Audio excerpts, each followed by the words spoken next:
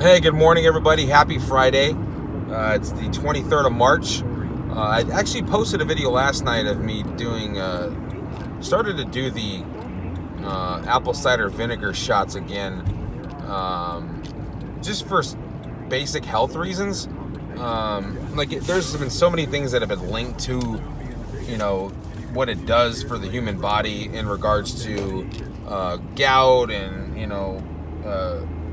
basically weight loss and things of that nature, and increasing the immune system's response to outside intrusions of viruses and germs and all that. And I just started to keep it up, kind of test it after a week.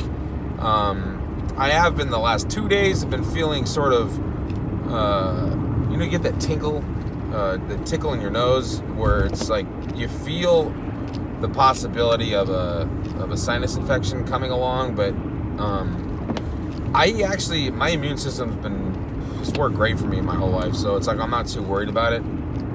But anyway, I'm just gonna give that a test out and see how it goes for a week. Now, in regards to today, last night I didn't tell, but I was able to secure climbing permits for Mount St. Helens. Sure, it's late summer, early fall, but that time of the year, as long as it's not raining, it should be decent climbing conditions. So I got them on for Monday, October 8th, which is, for the rest of the world, for the rest of the United States, it's Columbus Day. I don't celebrate it, nor do I even acknowledge the fact that it exists, other than the fact that I'm explaining it to other people that it falls on this October 8th, which is a Monday.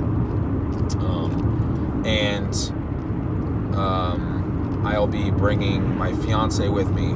So what I told her last night was, hey, this is something you wanted to do, check it off your list type of a thing, and now you have something scheduled, ready to go, and you have something to train for, so you need to start training for it. I told her it's difficult, but at the same time it's completely doable. And the thing is you make steady progress. For those of you that have not done it, it includes some boulder fields which you have to crawl over and get through, so you have to wear thick leather gloves. I have some Petzls, I believe that's how you say it, gloves that they use for roping and things of that nature, so I have those, and those actually worked the last time I used it. You may, depending on the snow levels, probably not in October, but earlier in the year, you might need an ice axe, especially if you glissade down. If you glissade down the snow, it drastically improves your time down the mountain, and it takes an easier toll on your knees and your feet and your overall body, because you're not you're not falling on each limb multiple times. You're just sliding down the mountain. The caveat to that is that there are basically ice rivers, or I forgot what it's called, like snow bridges and post holing and things of that nature. There's a couple of dangers that come along with that, primarily where snow melts and you get like the snow that hollows out underneath it, and you could get you'd be going down a hill on snow, and all of a sudden it just disappears. That could happen as well. Another thing that I have heard of and seen, well, at least from my friend's perspective, is that climbing Mount Adams, somebody was going down a snowshoot, glissading down, and their shoes caught a chunk of ice and it cracked their ankle, like bent it all the way, and they had to get airlifted off the mountain.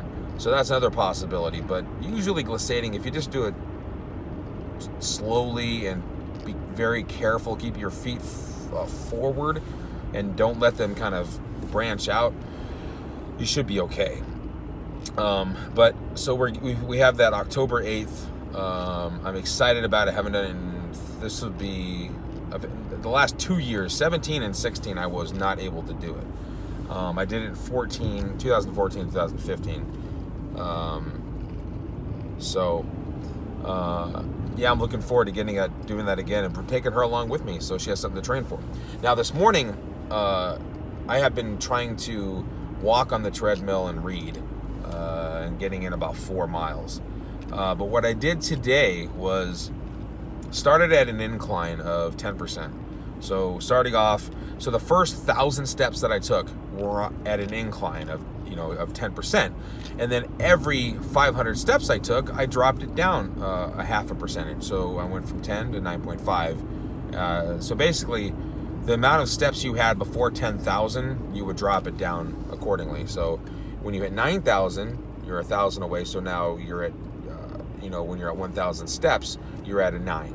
And then when you are when you're at 8.5, you're at 1,500 steps. So so the more steps you get, the lower grade. I prefer that method because you get that burn going, and my heart rate, I don't believe it dipped below 135 the entire time. So it stayed pretty constant. Now, when you're simply walking at a 3.5 miles an hour at a zero flat ground, just a flat ground, I don't remember sweating nearly as much. And so this was definitely a bigger, better workout. I can feel it on my legs. And so I'm going to try to stick to this. And I was still able to read, and made it, 7% in the book. A really big book, Daniel Goleman's Emotional Intelligence book. It's like 400 something pages. And I've been reading bits and pieces of it here and there, and I would really like to get it done. So that's the goal. And I'm able to get some really good workouts and trail training for hiking this summer and spring. So I'm excited about that.